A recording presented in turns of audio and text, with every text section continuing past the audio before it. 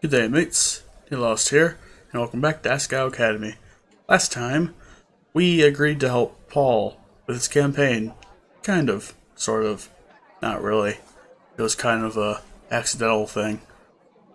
And it is the day after we heard him talk about what he plans on doing for the campaign or whatever, or at least why he's running for president. And long story short, Han falls in love. And now we're noticing something weird. As I headed through the hallway, I began to notice something weird.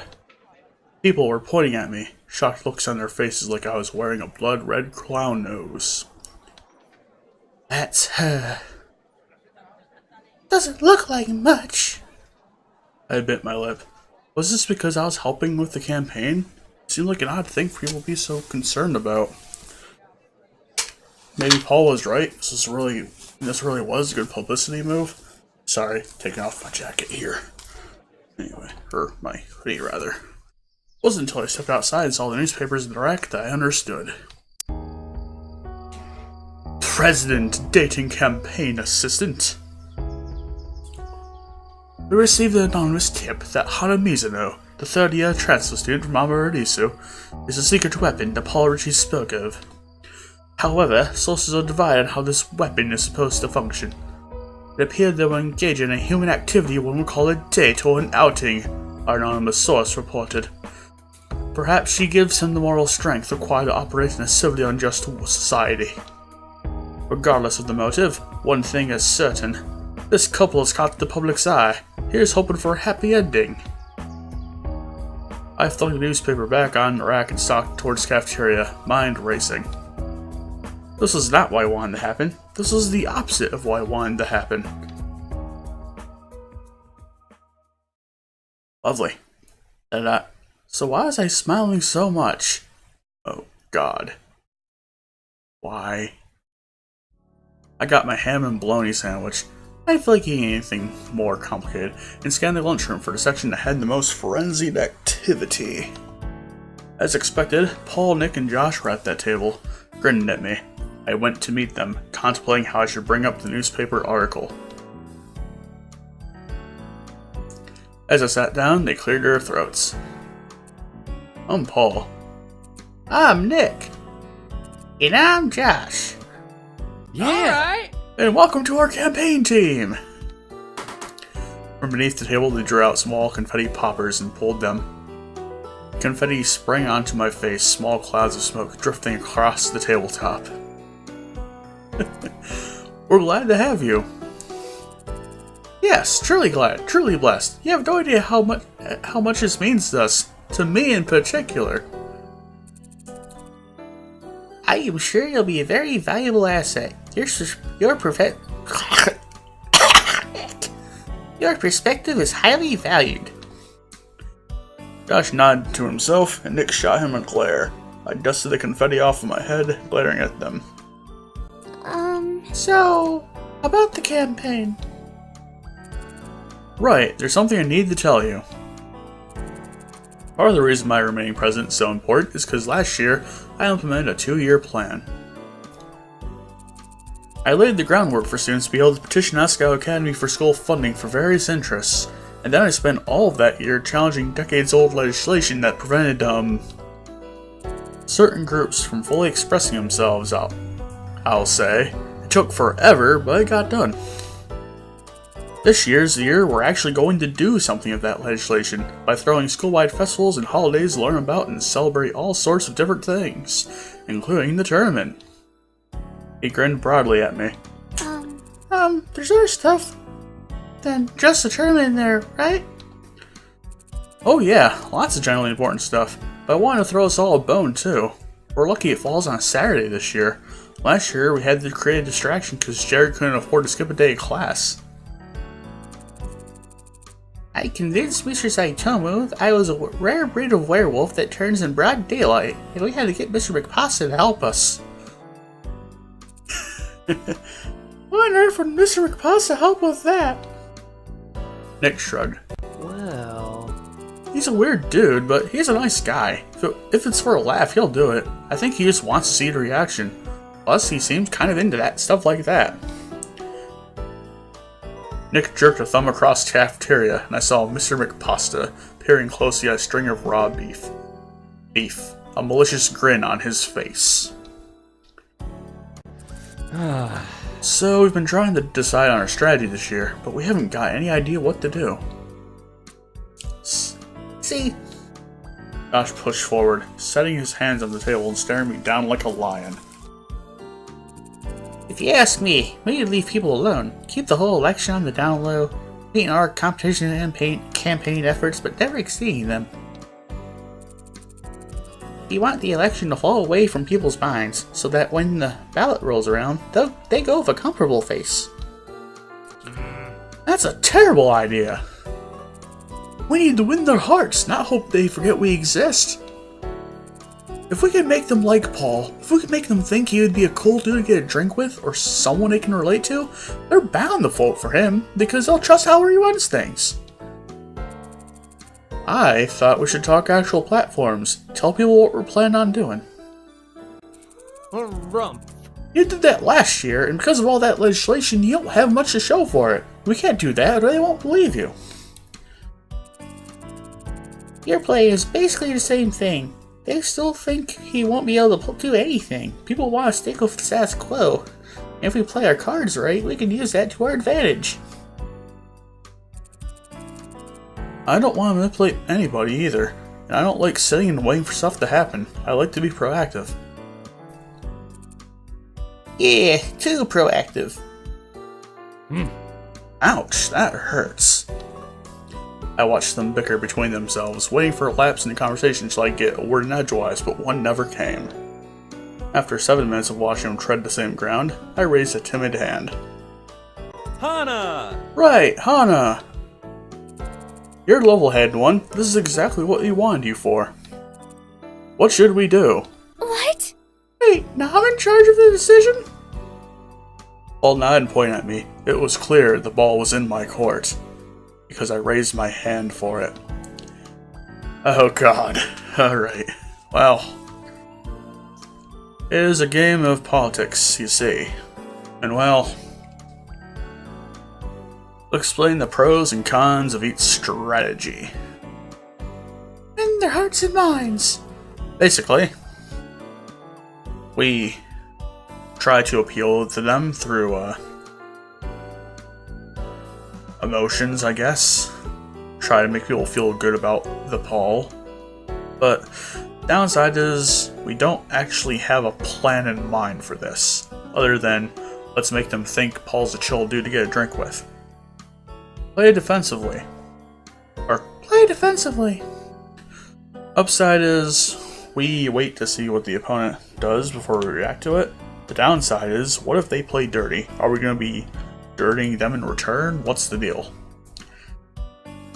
And also, that doesn't really say much about what our strategy is. Like, I don't know, I feel like that if we sit back and let Jeff and whoever's helping him run his campaign do things, then maybe they'll always be ahead of us. Probably not a good idea to play defensively. And talk platforms.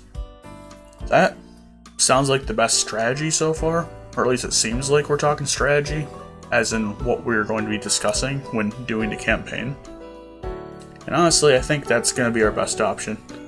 Let's talk platforms. Paul's eyes glittered. Yeah! I knew he'd see it my way. I didn't like being put on the spot like that. Having to make decisions all of a sudden was not my strong suit. Moreover, having to choose between people was not something I'd like to do, even if they themselves weren't taking it to heart. As I watched, Paul, Nick, and Josh start discussing tactics for the tournament. Well, Nick's really good at grabs for some reason, so if the other person gets in close combat, he won't be able to tag out fast enough. By then they'll have scooted away. Then maybe I should go in first instead of you? I ate my sandwich slowly and gazed across the cafeteria. Mine and the rest of the Norboots crew were laughing about something. I was inching closer and closer to Jared with each passing second. She reached up to tap him on the shoulder, and he swerved away to talk to Shane as if he didn't even notice. Well played, Jared. You think, Hannah? Huh? You weren't listening, were you? Josh sighed heavily, then rubbed his temples. I can't work with this. I can't work with her. Paul wants you to go with him to the interview. What? An interview? It's on PB&J, so it's not a big deal. It'll be exactly like hanging out with the guys, don't worry. Oh, I really don't think I should. I'm not good at that kind of thing. Of course you are. Don't count yourself out before you even try. I'm not. I know how to get in front of crowds. It's really not for me. Damn it, Hana. Paul rolled his eyes. I'm sure it'll be great if you give it a try. It's not even a crowd, it's just two guys. Please listen to me. All right. It's decided, you're coming with me. A shiver passed down my spine. Why weren't they listening to me? Just before, I was the only one who could decide on things, now my opinion didn't count. I stared at my plate. I wasn't hungry anymore. I think I'm gonna head back. Really? Let me come with you then. Paul stood, Nick and Josh stood as well.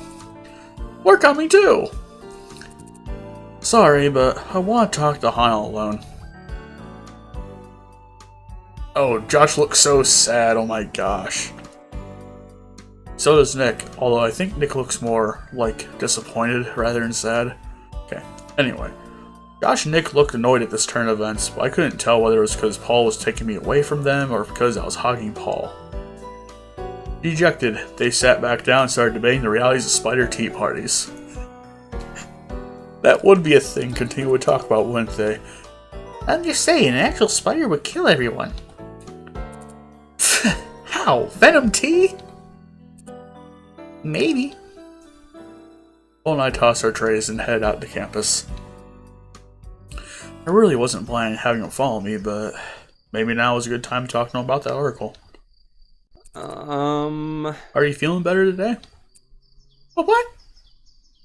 Paul searched my face, but what he was looking for I didn't know. I blushed and looked away. You were really sad yesterday, so I was wondering. Oh. Yeah, I guess I'm better now. I just felt sick is all. Paul nodded. Campus was truly beautiful in the spring sunshine.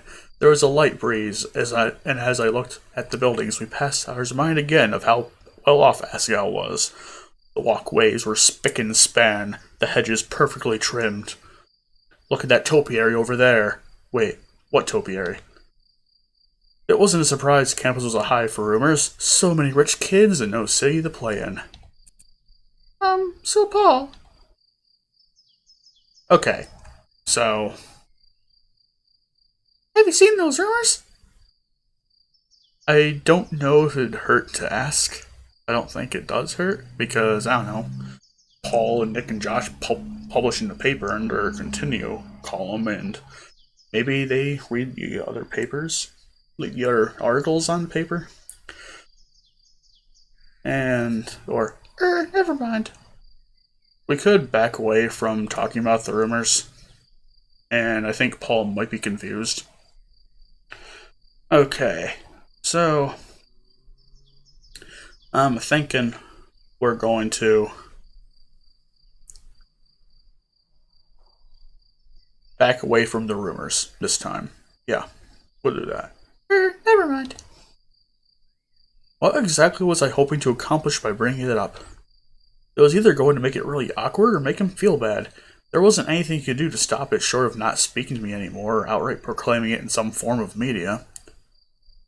You know, I think that would cause more drama, yeah. I wasn't sure I really wanted that. Maybe, for now at least, I can enjoy it. It was a fantasy after all, a silly fantasy, but a fantasy nonetheless. Fantasy! What? No. Paul leaned towards me again. Hey. Are you sure you're okay? Because I'm coming in the closer. What? Yes, I'm fine. Jeez, you'd think I was dying or something the way you worry. I can't help it. I feel responsible for you for some reason. Yeah, well, don't. Dynamite. Wait, what? Even though I wanted you to, don't. I shook my head. Poppy Hall rose in front of us, tall and imposing, a Georgian feel to its architecture. And suddenly, Hana knows about architecture. Paul opened the door for me. After you. He bowed in front of me, and with a giggle, I headed inside. As we entered, I noticed an audible volume drop, as if people saw us and stopped talking, as if they were talking about us and didn't want to be overheard.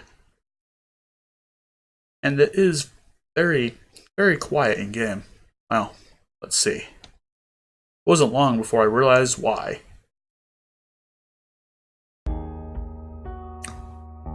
The walls were lined with what could be best described as posters for a smear campaign. Oh no. No. Paul's face was crossed out in all of them. Continue! No! Shouted us from every inch of the walls. Paul's original campaign posters were nowhere to be seen. Paul stepped up to a row of lockers and tore down an image, holding it in front of him. Did Jeff do this? Why would he do this? It's not like him. Paul. Yeah. Now that I was looking at the poster in his hands, I could see there was a small writing etched on the bottom of the poster. Paul's a bastard son of Tanuki. There's no way you can prove he's really human, and you shouldn't trust people who aren't human. What? What are we gonna do? What if people actually believe this? The look on his face broke my heart. I reached out to touch his arm, and he finally looked up from the poster and at me. Ah, it's from the intro. Well, it's so clearly not serious. People are smart enough to believe this kind of thing, right? I bet that's why Jeff did it, half as a joke. Paul sighed. I'd love to give the general populace more credit, but fear-mongering and rumors, even when they're ridiculous, have a way of impacting people. It's like if you call people lizard people, or something like that. I can understand. You don't know that for sure. Paul shot me a look, and I trailed off. He also must have noticed the way conversation died when we walked into the room. If I can't continue being the president this year, my 2-year plan will be left behind and forgotten. I worked all last year on that. I should have done something more flashy. Nobody knew that I was trying to help them. Nothing happened after all my promises. They thought I was just goofing off, and now they don't trust me. If I had just known. Paul crumpled the flyer in his fist and threw it on the ground. I reached out and rubbed his back, looking fearfully around the hallway. Students had gathered and were watching us. Some were pointing, while others seemed uncomfortable with his outburst and scurried away. Don't worry about this, Paul. We'll figure out a way to fix it. Oh, we will. His face darkened, and I took my hand from his back. We definitely will.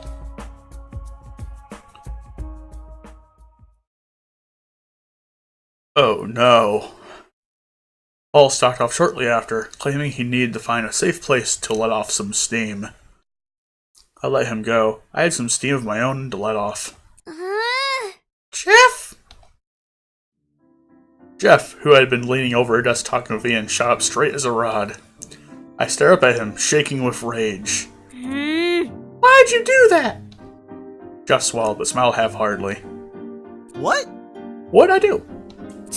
Don't act like that with me, Jeff. I know you're smarter than that. How could you do something like that to Paul? Jeff glanced away from me for a second or two, then looked at me again. I don't see anything wrong with it. It's not like people are going to believe them. It's a lighthearted and funny way to campaign against them. Lighthearted? Rumor mongering? It was a joke. Paul's got charisma, he's got magnetism to him, and he's got the bonus of having been president last year. Comparatively, I have got little to go off of. People don't really know me as funny, so I found a way to throw humor into the mix. I don't see what's wrong. No! People are going to believe them. People aren't that stupid, Hana. You're not doing them justice. He folded his arms, mine apparently made up. No matter what I said, he was sticking with the posters. If it makes you feel any better, I helped them put them up. I glared incredulously at Ian. How would that make me feel better? I don't know, but it was worth a shot. I threw up my hands and marched back to my desk. That was it. It was on. This meant war. Paul would win this campaign if it was the last thing I ever did. As soon as the bell rang, I packed my bags and ran to the door. Hannah! Anna, wait. Ugh. Anna, wait. See you later. Repeat. Sorry, really important election business here.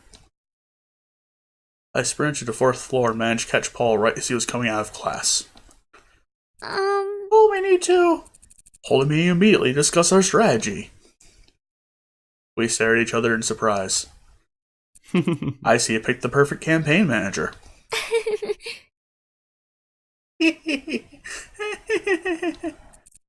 Where are the other two?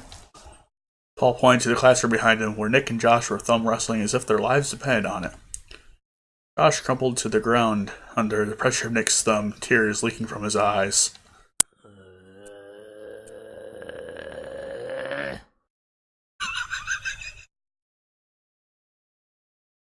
I will not give in. You'll lose your thumb if you don't! They've got cleanup duty and they're wrestling for it. Let's just have the meeting in there then. We can help them clean up.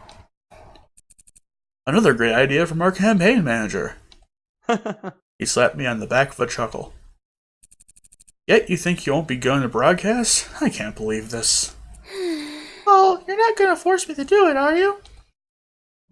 Paul pushed me into the room, bypassing a confused Sash and Jared on the way. Don't worry. We have more important things to discuss right now anyway. I figured that between the three of us, the classroom would get cleaned in no time. I should have known better.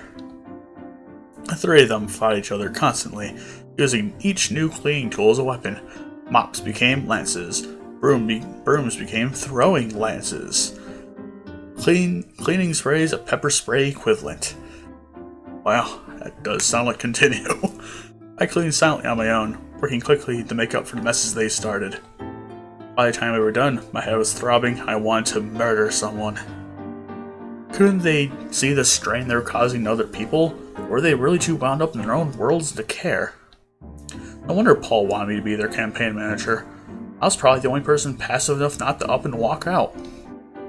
I clucked, and as if on cue, Paul said, "Cluck." Okay, my friends and loved ones, as you can see, we have a bit of a situation on our hands. The enemy is using dirty tactics in order to destroy our main line of defense, my good reputation. He started pacing through the room, the movement culling my tired eyes and making it easier to focus. He seemed to be the kind of person who moved a lot when he spoke, the kind of person who had a lot of energy and passion, and nowhere necessarily to put it.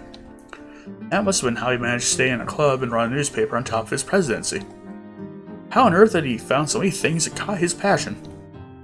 Here was coming to Asagao more to escape something than to pursue something, and this goes picking up meaning like pretty leaves in fall. I think there's only one way we can do this. Only one thing we can do. He smacked a fist into his palm, eyes burning. We strike back. What? What? Nick and Josh roared and jumped to their feet. Tribal danced around Paul. I stared at them. You can't be serious. We have to fight fire with fire. I'm not going to sit back and take this. Sit back and take... what? A little bit of name-calling? Didn't you say it was war, Hannah? I blinked rapidly, trying to make sense of what was happening. My words flowed back to me. Sometimes that happens, you know. They seem great until you spend all your time with them. But... Right.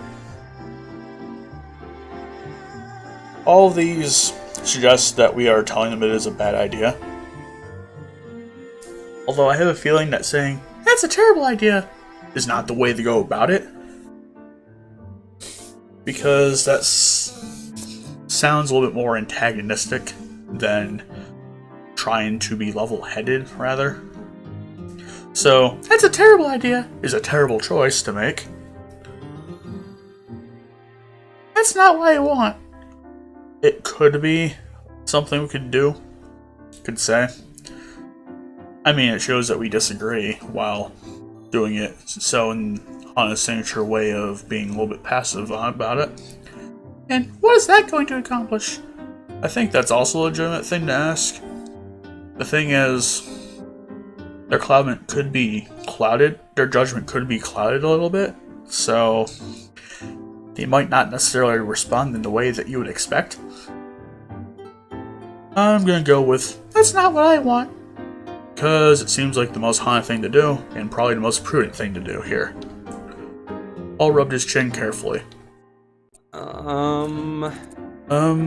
Okay, then what do you want? I want the student body to want to vote for you, Paul, not to not want to vote for Jeff. Paul's eyebrows shot to the ceiling, but Josh scoffed. It's what happens in the end that matters, not how you get there. How draconian of you. More Draco Malfoy, if you ask me. Oh, God.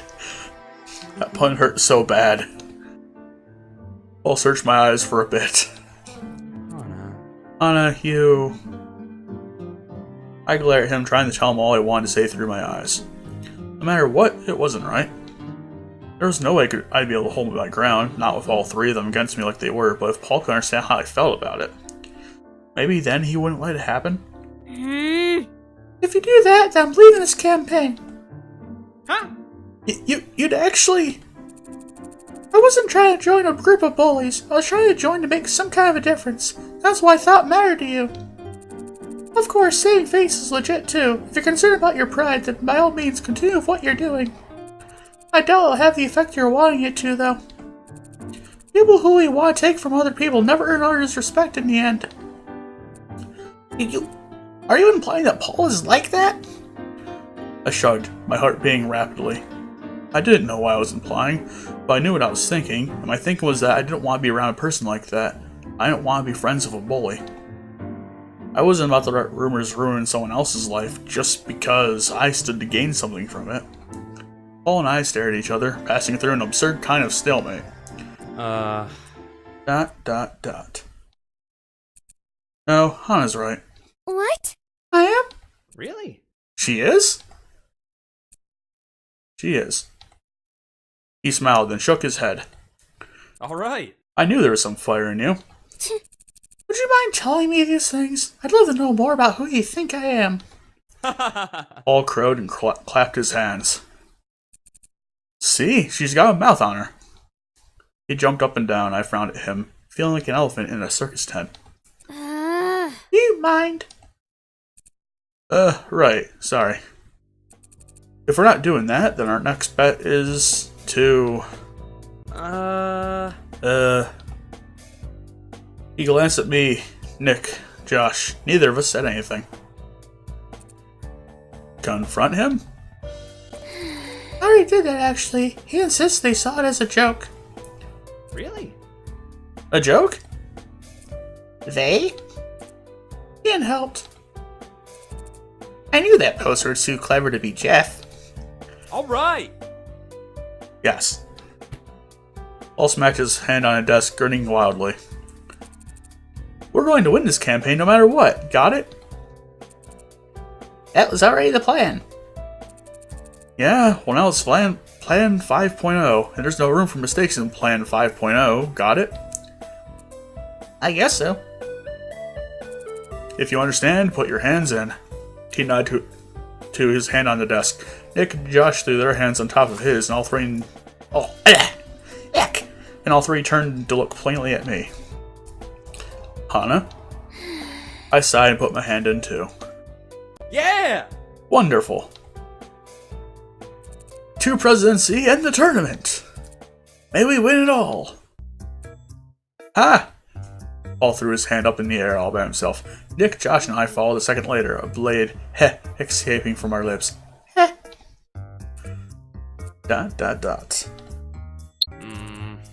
We've got to work on that first of all. He put his hand on the desk again and nodded for us to get into formation. I followed suit, head spinning. What had I gotten myself into?